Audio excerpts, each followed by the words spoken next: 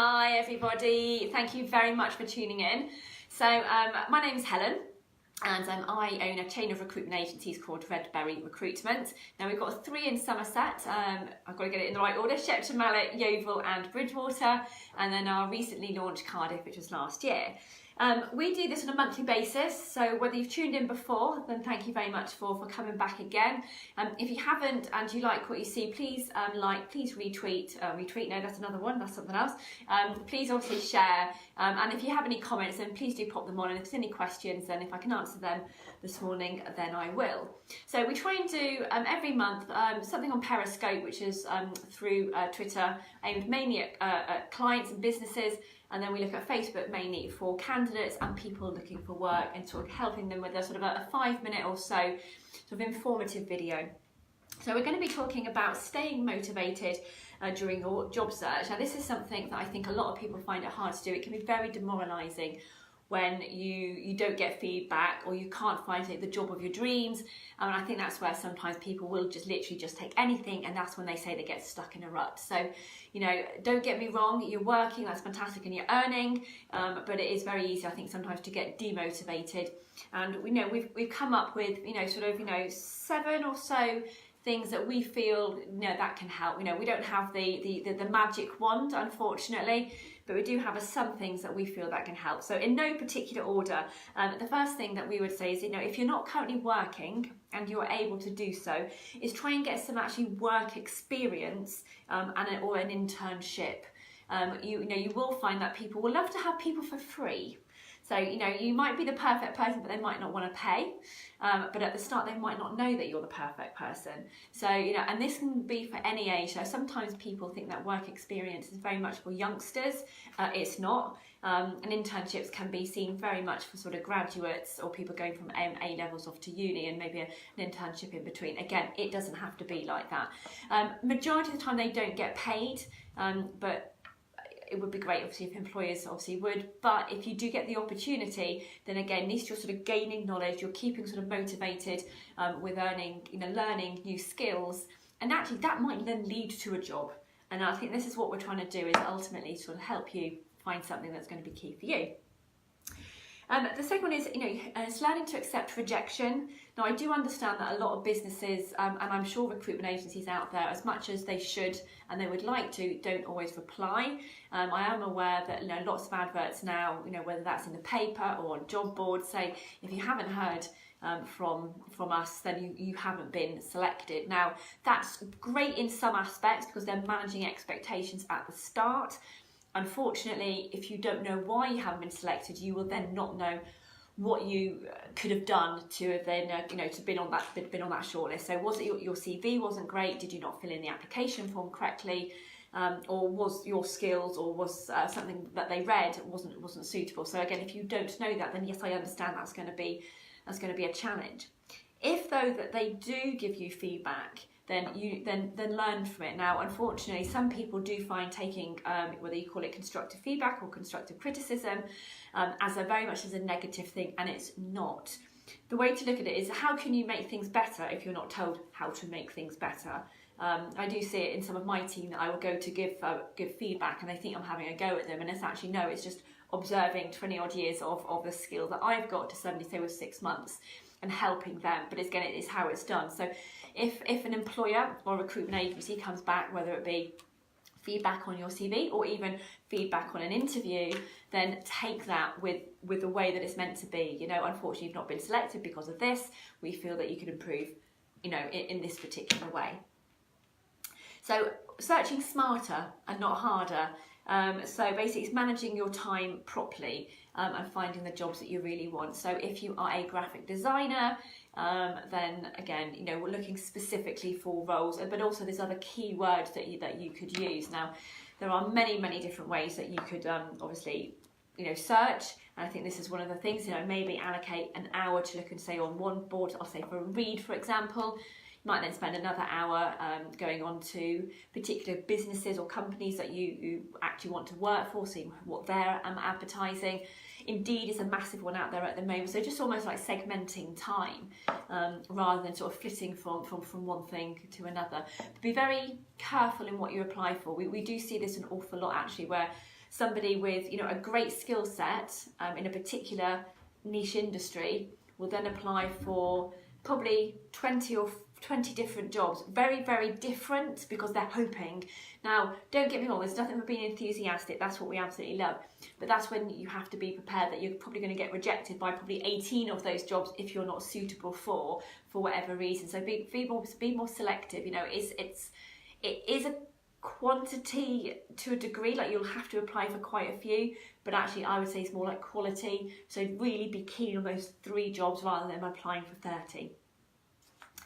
Now, you'll be lucky actually, because we are in an industry and in a market at the moment, the candidate is king.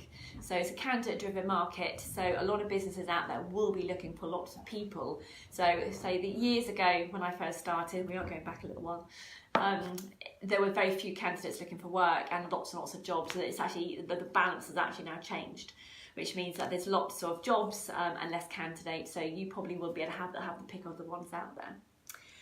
I'm a great believer in positive thinking. I'm a great believer in sort of how your mindset is and how that determines your behaviour.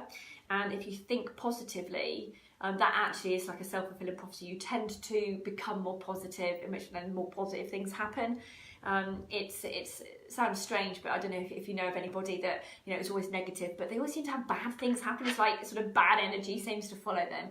So if you think, do you know what, I am going to find my dream job, you know, it's going to take some time to find it, but I will find it, you know, then again, you're putting yourself into that right mindset.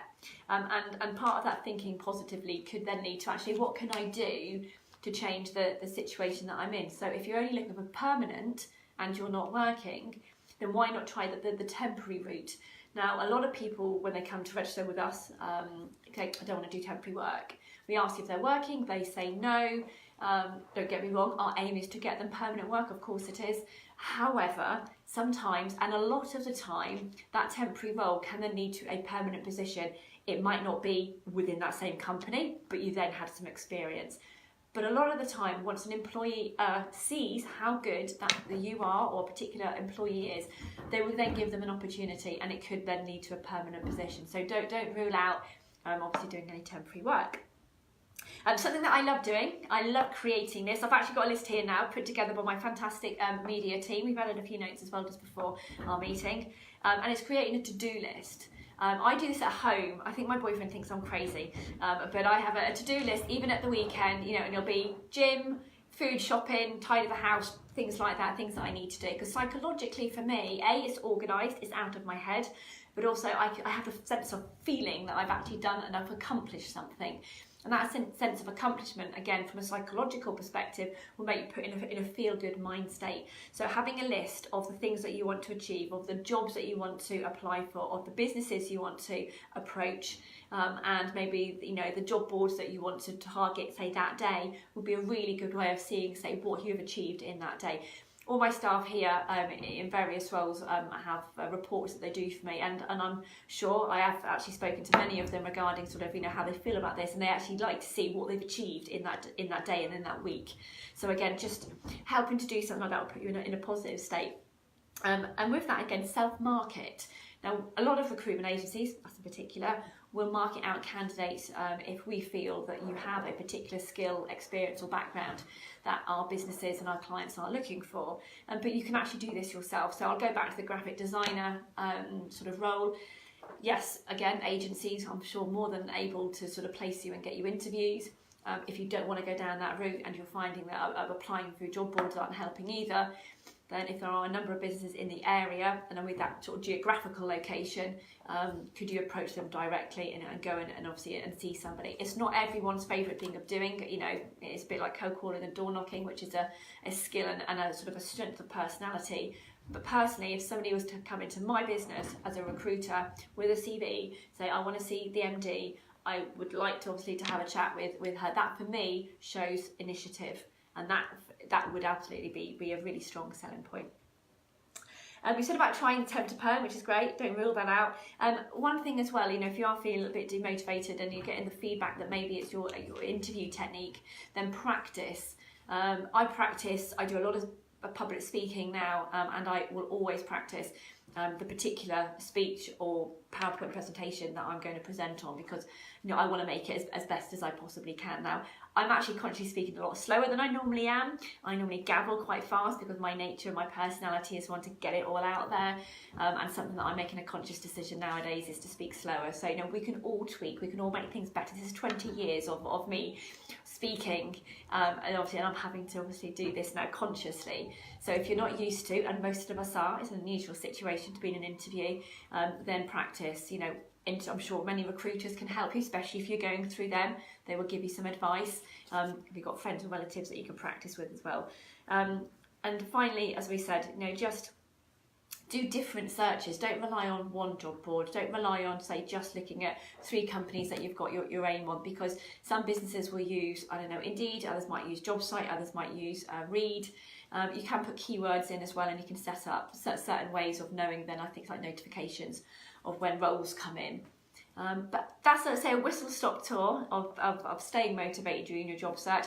I'd like to add on as well, I still personally think that, you know, healthy mind, so that's your body, your healthy eating, going to the gym, and doing all the good stuff, sleeping correct, is absolutely key as well. Because if you're tired and you're feeling lethargic, you're not going to have the energy then to do all the things that you need to do. So thank you very much. As I said, any comments, you know, gratefully received. Please like if you like what you've been watching. Please share, and you know, we've got loads of jobs on our website, which is www.redberryrecruitment.co.uk. You can also find us on Instagram, Twitter, obviously watching on Facebook and LinkedIn. Thank you so much.